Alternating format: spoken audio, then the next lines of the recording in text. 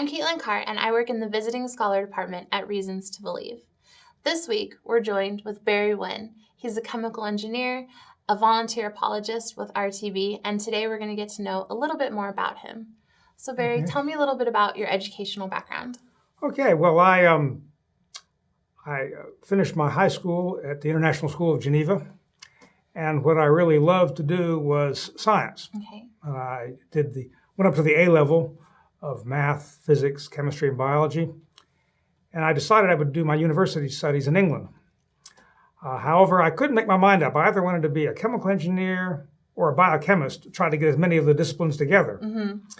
And as it turns out, I got my first choice for chemical engineering, but I didn't get my first choice for biochemistry. So I decided to study chemical engineering. I did that at Imperial College in London. And so I was trained as a chemical engineer. Eventually, I went to work in England, became a chartered engineer there. I've also worked in Alabama. And then finally, I spent the majority of my career in Eastern North Carolina, professional engineer in North Carolina, and I worked in production, technical, environmental affairs type activities associated with mining and production of chemicals from phosphates. So going to school in London, how was it choosing to go over there? What drew you to go out of school? Well, I grew up in Switzerland, and England was a lot closer than America, so I decided I would do my studies in English.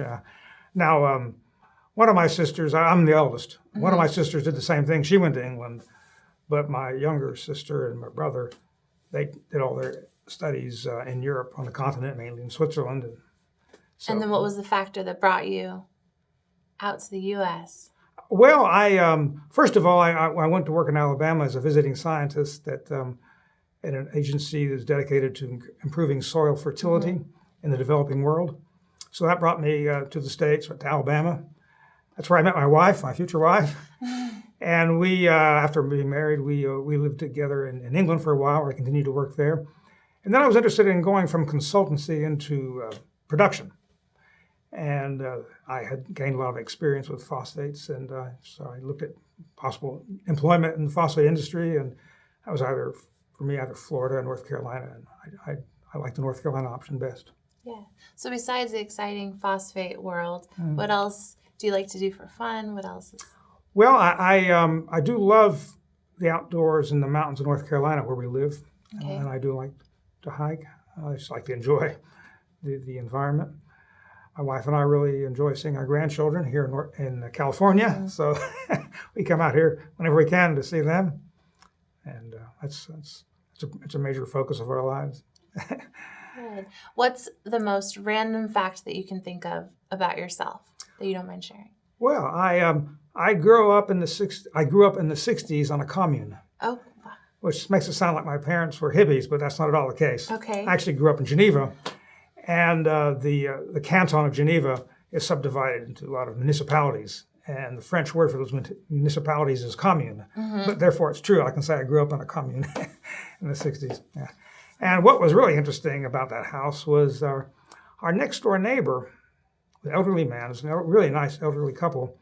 Well, he was actually the son of Michel Besso, who, that name didn't mean anything to me then, but it turns out Michel Besso was like Einstein's best friend, and he was his sounding board as he was coming up with his ideas, and in fact, he's even acknowledged in his paper on special relativity.